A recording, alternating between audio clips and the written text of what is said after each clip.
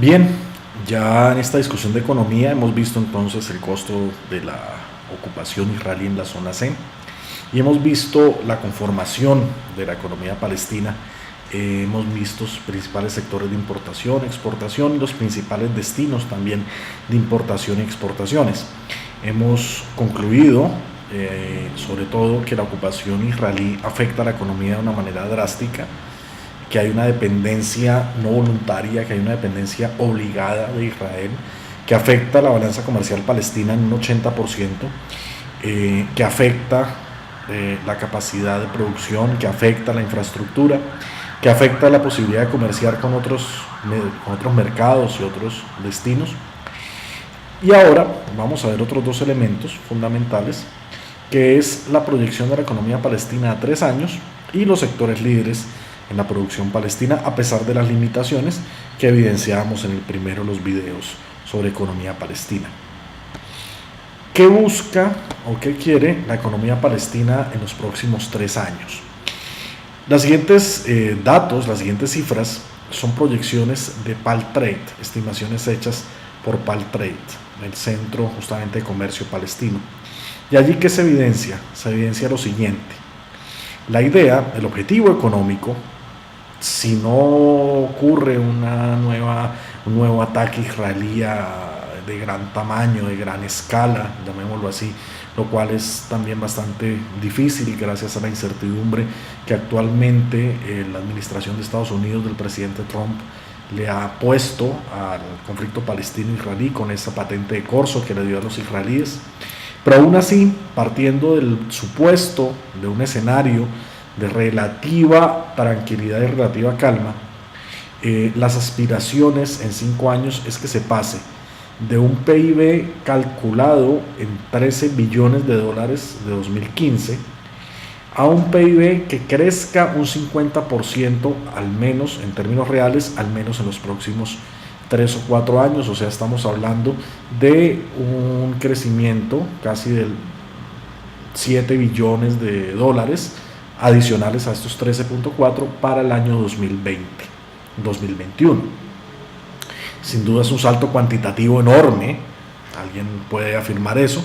No obstante, los supuestos sobre los cuales este salto se calcula son supuestos, por un lado, de interés de inversionistas, de una economía pujante, sobre todo también el tema de remesas. Las remesas son muy importantes, las remesas, o sea, el dinero que envía la diáspora palestina, pero pues obviamente está sujeto a la incertidumbre y a la volatilidad de la ocupación.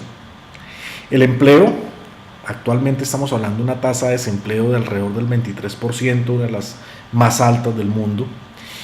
Sobre todo impacta muchísimo la población joven. Estamos hablando que alrededor del 40 o el 50% de la población joven está desempleada, o sea que este 23% está compuesto prácticamente por jóvenes en Palestina, y es uno de los grandes retos que se tienen que lograr, que se tienen que superar.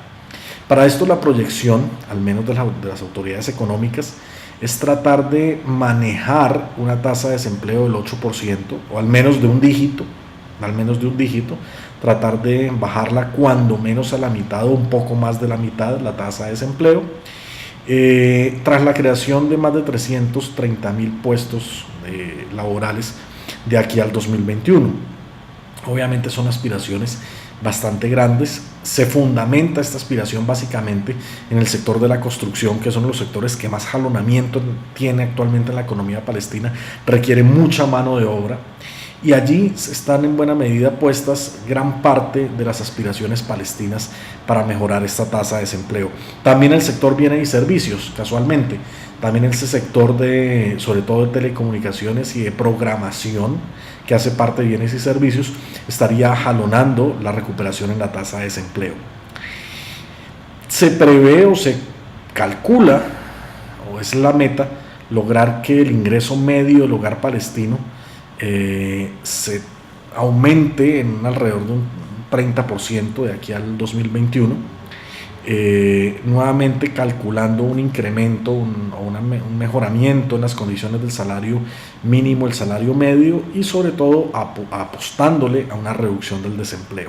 O sea, si se da efectivamente esta reducción a una tasa de desempleo de un dígito, sin duda esto estaría impactando en el ingreso medio de los hogares palestinos y estuviéramos encontrando un escenario de pronto mucho mejor al que tenemos en la actualidad. Todo esto, lo he insistido, depende mucho de la capacidad de convencimiento que la economía palestina tenga frente a inversores extranjeros. Para esto, en la actualidad, se cuenta con un capital fijo promedio de 1.5 billones al año entre 2010, 2014 y 2016 en parte, sobre inversores, y el total de la inversión extranjera directa entonces fue también de 1.5 billones de dólares más. Estamos hablando entonces de inversión privada interna, inversión privada externa de casi 3 billones de dólares, al menos para 2014 y 2016. ¿Hacia dónde se pone la meta? Que de aquí al 2021 esta cifra suba a 5 o 6 billones de dólares al año para el sector privado, tanto nacional como internacional, y también se genere un impacto, un jalonamiento en el sector crediticio palestino con préstamos garantizados de alrededor de 3 billones de dólares para el sector privado y alrededor de 1.5 billones para el sector público. Con esto se tendrían dos cosas. Por un lado, se estaría facilitando la inversión extranjera, tanto privada como pública, la inversión extranjera tanto interna como externa, y se estaría dinamizando el sector bancario en Palestina. Bien, aquí entonces vemos que se complementa ese dinamismo esperado para el sector bienes y servicios, como lo mencionaba antes, soportado básicamente en tema de construcción, en tema de telecomunicaciones y en tema de programación y elementos de software.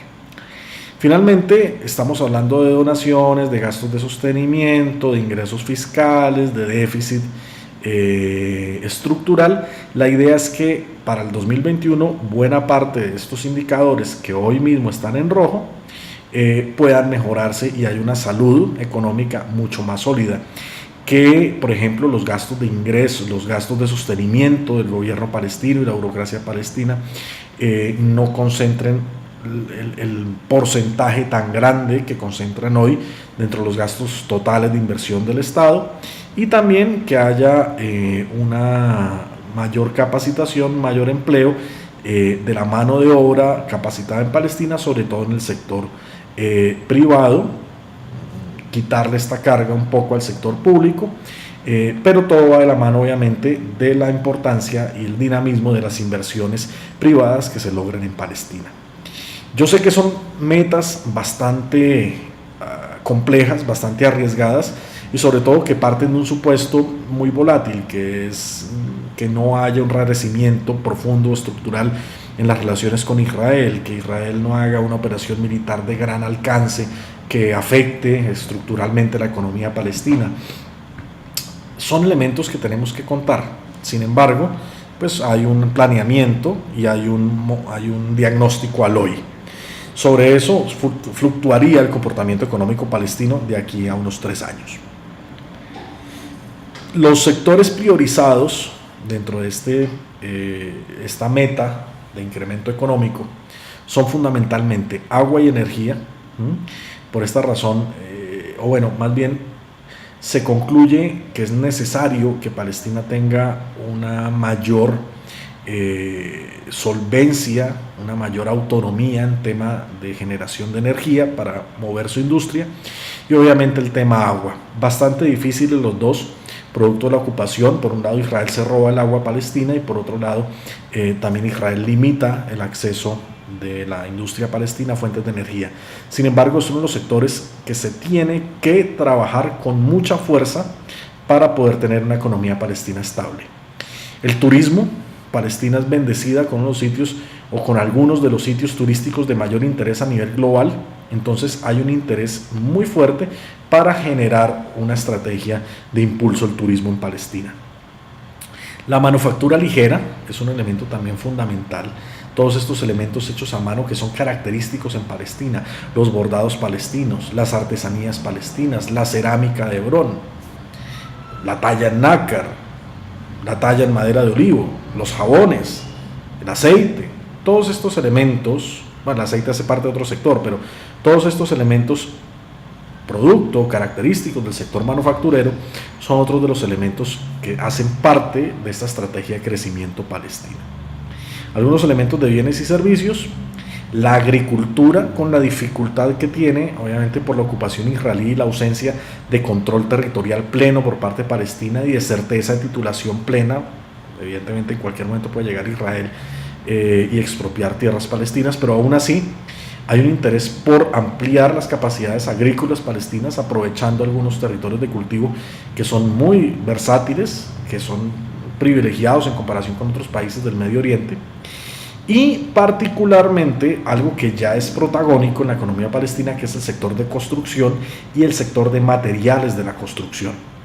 Este sector es o representa uno de los principales impulsos de la economía palestina. Allí hay, en buena medida se atraen muchos de los inversionistas que hoy ponen sus ojos sobre Palestina y también sirven para atraer buena parte de la mano de obra o para mejorar esos indicadores de desempleo que hay en Palestina. Por lo tanto, este sector, como se puede dar cuenta, se puede evidenciar en esta gráfica, concentra prácticamente la mayor cantidad de esfuerzo y de esperanzas y de expectativas para el crecimiento económico palestino. El sector público, el sector social, lo que se produzca, obviamente también desde el sector público, que ya se produce, es un elemento fijo en la medida en que exista burocracia palestina, un gobierno palestino, pero también se busca mejorar y optimizar esta producción pública. Con estos sectores, la propuesta es entonces de aquí a 3 años que se pueda haber mejorado un poco el panorama económico palestino. Los pilares de la transformación, entonces, ¿cómo se va a lograr cómo se va a llegar a esta meta? Por un lado, proporcionar infraestructura al sector privado, darle facilidades a los inversionistas privados para que tengan una infraestructura adecuada. En segundo lugar, liberar el potencial intrínseco de la economía, o sea, en otras palabras, trabajar y facilitar y explotar lo que se tiene, las ventajas que se tienen. Y en tercer lugar, acelerar la participación de sectores clave, esos sectores que son fundamentales, como el turismo, como la construcción, como sectores de bienes y servicios, particularmente software. Entonces, para esto hay una serie de herramientas y de estrategias, algunos pilares concretos o algunas tareas concretas que van a alimentar cada uno de estos 3 puntos o estas 3 grandes estrategias. Para la primera, por ejemplo, se habla entonces de aumentar la construcción de viviendas, incrementar esa construcción palestina. En segundo lugar, crear zonas empresariales que sirvan, esos clústeres empresariales, que sirvan justamente de motivación para esos inversionistas extranjeros. Cuando se habla de liberar el potencial intrínseco de la economía, se habla básicamente de 3 elementos. Por un lado, aprovechar al máximo esa producción, esa capacidad agrícola, limitada, pero pues tratar de aprovecharla al máximo. Facilitar el acceso a los materiales de construcción, todos estos elementos de construcción que hay en Cisjordania, sobre todo piedra para construcción, algunos elementos fundamentales que caracterizan la arquitectura justamente de toda la región, y tratar obviamente con las limitaciones del caso de la economía de Gaza, que es una economía que hasta el momento no hemos mencionado, pero es una economía en unas condiciones de fragilidad y de vulnerabilidad muchísimo más grandes, infinitamente más grandes de lo que se habla para Cisjordania. Si en Cisjordania se habla de una tasa de desempleo del 23%, en Gaza se habla de una tasa de desempleo de casi el 80%. Si en Cisjordania se habla de un nivel de una línea de pobreza alrededor del 15%, en Gaza se habla de una línea de pobreza alrededor del 75%. O sea, la condición económica de Gaza es totalmente apremiante con el bloqueo que tiene por parte de Israel. La dependencia, aquí no se habla de balanza comercial en Gaza, se habla de dependencia de la asistencia internacional. La dependencia de la asistencia internacional es brutal, es prácticamente total, mayúscula. Y obviamente la capacidad de control por parte de Israel de lo que entra a Gaza es mucho más grande de la capacidad de control que tiene Israel de lo que entra en Cisjordania, que ya de por sí es importante, pues. No podemos decir que Israel no controla nada en Cisjordania, sí lo controla, pero la capacidad de control que tiene sobre Gaza es mucho mayor. Entonces, la situación de Gaza es supremamente apremiante y no se puede hablar de un mejoramiento de las condiciones económicas palestinas sin hablar de Gaza. Y para hablar de Gaza hay que hablar de infraestructura, hay que hablar de construcción, hay que hablar de salud, hay que hablar de economía local, hay que hablar de, con la limitación de tierra que hay en Gaza, pero también hablar de agricultura. Pero sobre todo tratar de identificar los elementos de infraestructura que son básicos, que sin ellos Gaza no puede despegar. Y uno de ellos justamente es la generación de energía. Cada vez que Israel ataca a Gaza, los primeros objetivos que tiene para bombardear son estos elementos de generación de energía en Gaza. Pues bueno, a reconstruirlos, no hay nada más que hacer. Con asistencia internacional seguramente, pero a reconstruirlos, hay que hacerlo. Y los sectores que son clave, acelerar los sectores que son clave, hay dos estrategias fundamentales. Por un lado, crear y comercializar una nueva imagen de la región para atraer inversionista extranjera, sobre todo darle un impulso a las nuevas tecnologías, las tecnologías de la comunicación y al turismo.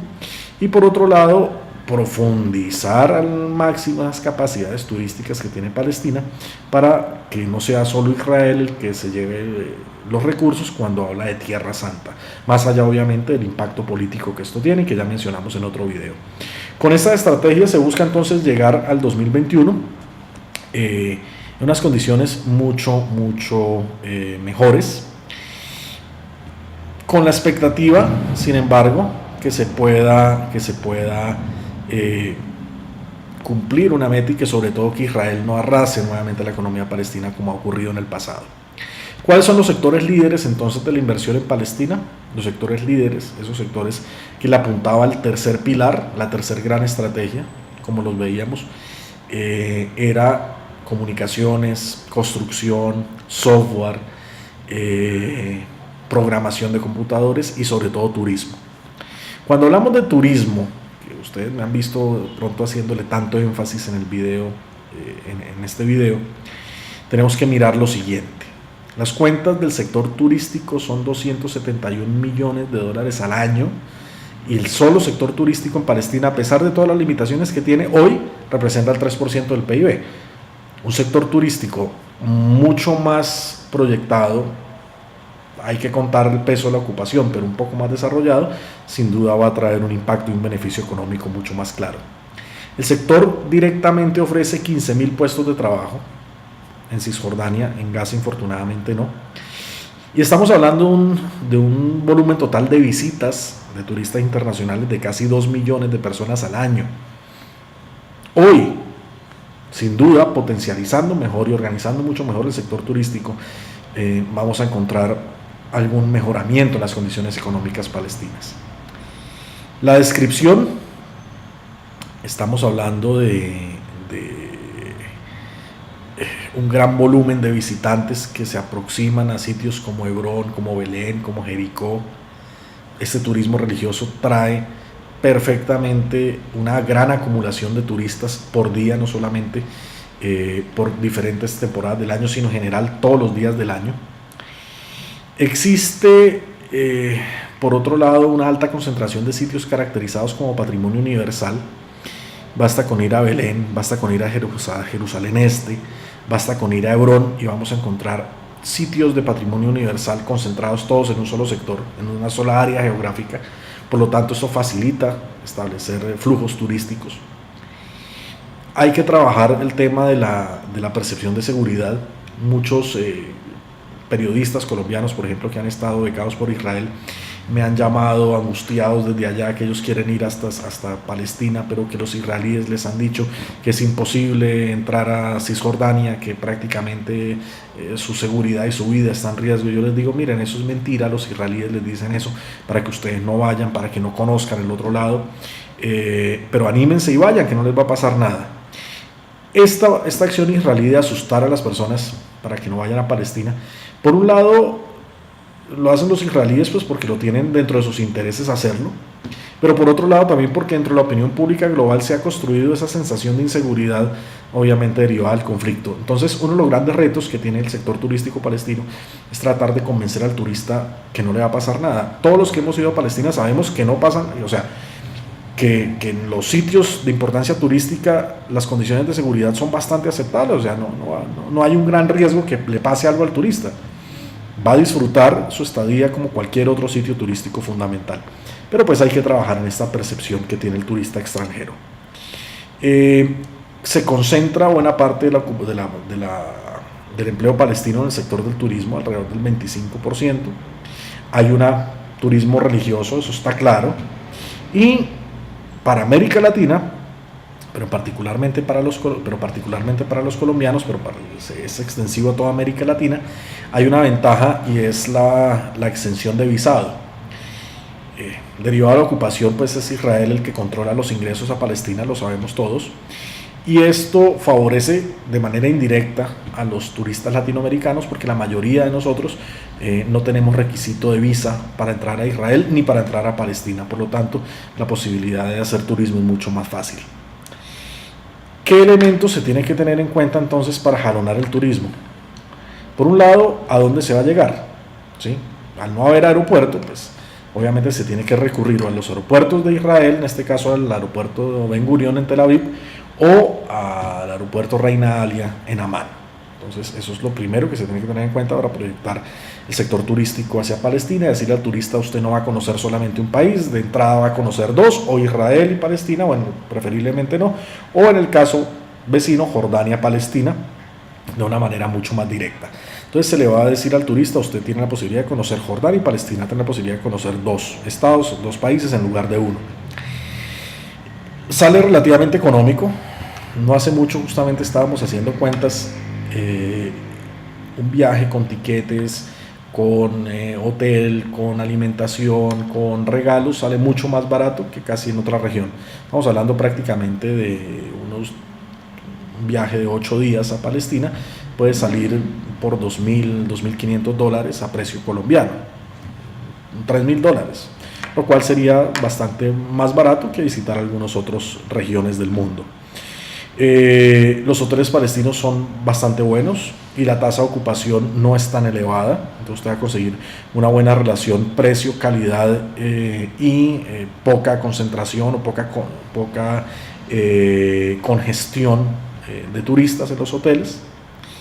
Y hay que, sin embargo, hacer mucho más énfasis en la administración de los recursos hacia la proyección del turismo, dado que realmente lo que se está gastando o invirtiendo más bien para proyectar el turismo en Palestina es relativamente poco en comparación con lo que gasta Jordania y lo que gasta el mismo Israel. Jordania gasta $10 millones, mientras que Palestina gasta mucho menos.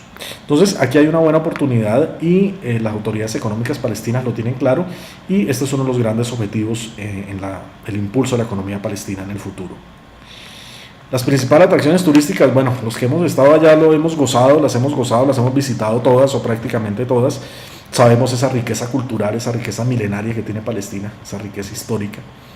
Uno va a Nablus y a Jenin y uno puede ver bellezas como los baños turcos, elementos tan interesantes como esas fábricas tradicionales de jabón, el mercado local de Nablus y de Jenin.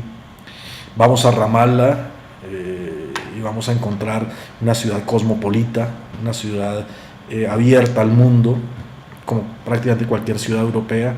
Vamos a hablar del Centro Palestino de Negocios, vamos a hablar de cafés, de bares, de restaurantes de talla internacional.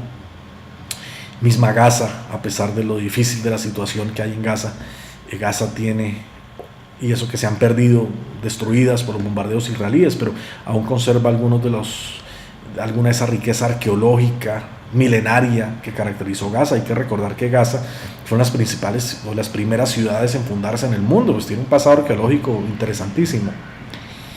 Jericó, la sola ciudad tallada en la roca, es un reto a la belleza, es admirable. El monasterio de San Gregorio, el Monte de las Tentaciones, el Palacio del Hisham en Jericó. Jerusalén, qué decirlo, es yo creo que el destino soñado de todo el mundo.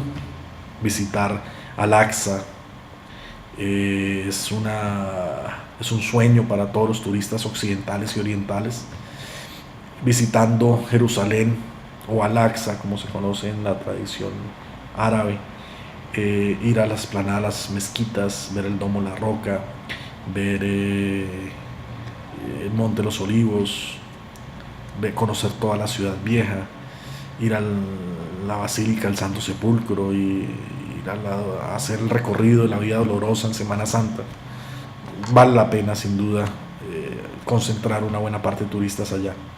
Y Belén, el sitio donde nació Jesús, nada más y nada menos. Entonces toda Palestina, Cisjordania y Gaza, es un gran atractivo, un gran punto, justamente una gran palanca para mover el turismo. Y hacia allá le apunta la economía palestina. Con esto hemos entonces hecho un recorrido básico sobre la economía palestina. Por un lado, el costo de la ocupación, como lo veíamos en el primer video, ese casi que 35% del PIB que le cuesta a Palestina tener a Israel ocupando su zona C.